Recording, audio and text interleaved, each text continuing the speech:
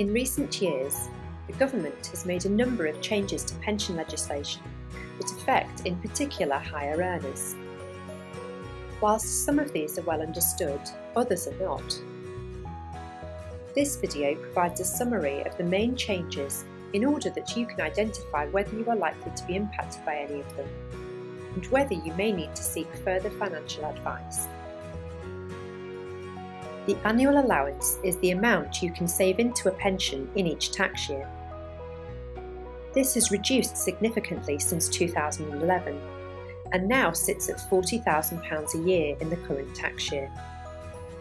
Carry-forward rules allow you to make use of any annual allowance that you may not have used during the 3 previous tax years.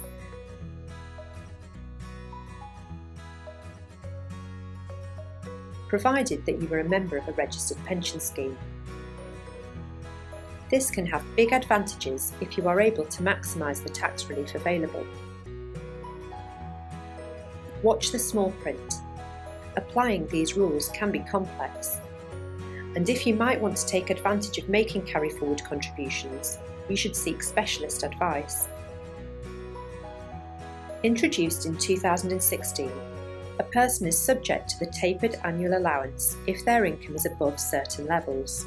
The tapered allowance is calculated by reducing the standard allowance, £40,000, by £1 for every £2 of adjusted income in excess of £150,000.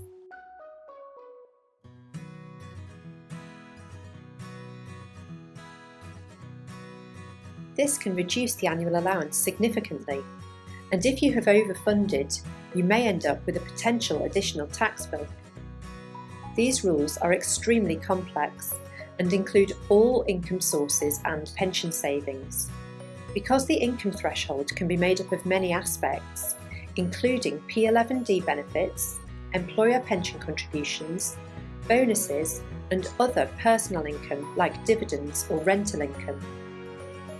We would recommend seeking some guidance if your core income is over £110,000, or if you have substantial personal income. Since the 6th of April 2015, a reduced annual allowance in respect of pension contributions, known as the Money Purchase Annual Allowance, applies to individuals who have flexibly accessed their pension benefits. The Money Purchase Annual Allowance is not exclusive to high earners, but is something that could affect anyone who has decided to take cash or start drawdown from a pension plan. The lifetime allowance is a limit on the value that you can take from your pensions, whether lump sums or retirement income, that can be made without triggering an extra tax charge. Much like the annual allowance, the amounts have reduced a lot since 2012.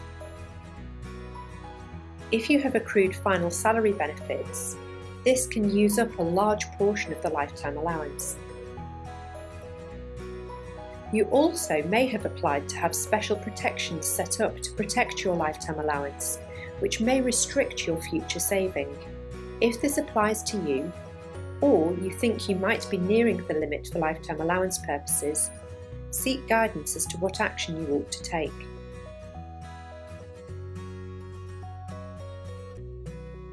If you earn £100,000 or more, your tax-free personal allowance falls by £1 for every £2 you earn over £100,000. So if you earn over a certain amount or more, you won't receive a tax-free personal allowance at all. As a consequence, the marginal rate of tax for someone with income between the levels shown will be close to 60%. You can recover the personal allowance by reducing your income below the £100,000 limit.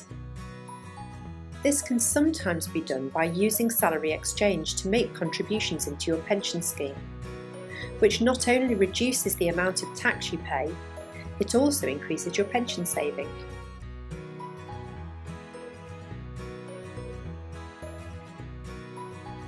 If you pay pension contributions via the Relief at Source method into a pension, the provider will claim 20% tax relief on your behalf.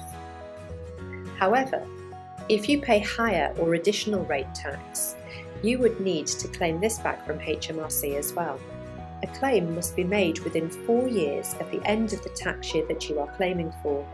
If you pay by salary exchange, there is no need to claim back, as this is done at source. But what about your previous employers? As you can see, there are many issues that can arise by the virtue of being a higher earner. The rules can be complex, and everyone's circumstances differ. So if you feel you may be affected by any of the issues we have covered, please get in touch with your HR department. They can arrange a guidance meeting with CS Financial Solutions to establish if you need any further specialist financial advice.